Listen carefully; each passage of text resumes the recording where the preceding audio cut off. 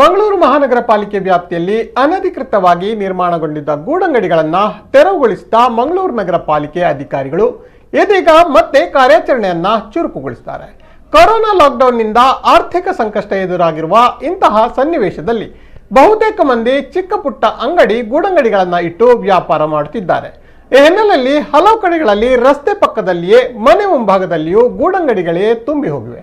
ಕೆಲವು ದಿನಗಳ ಹಿಂದೆ ಮಂಗಳಾದೇವಿ ಅತ್ತಾವರದ ಆಸುಪಾಸಿನಲ್ಲಿ ಇದ್ದ ಅಂಗಡಿಗಳನ್ನ ಪಾಲಿಕೆ ತೆರವು ಮಾಡಿತ್ತು. ಅಲ್ಲದೆ ನಗರ ಪಾಲಿಕೆಯಲ್ಲಿ ನಡೆದ ಸಭೆಯಲ್ಲೂ ಟೈಗರ್ ಕಾರ್ಯಾಚರಣೆ ನಡೆಸುವುದಾಗಿ ಮಂಗಳೂರು ಮೇಯರ್ ಎಚ್ಚರಿಕೆ ನೀಡಿದ್ರು. ಈ ಹಿನ್ನೆಲೆಯಲ್ಲಿ ಇಂದು ಮತ್ತೆ ಪಾಲಿಕೆ ಕಾರ್ಯಾಚರಣೆ ಮಾಡಿದ್ದು ಕದ್ರಿ ಪಾರ್ಕ್ ಬಳಿ ಇದ್ದ ಅನಧಿಕೃತ ಗೂಡಂಗಡಿಗಳನ್ನ ತೆರವು ಮಾಡಲಾಗಿದೆ.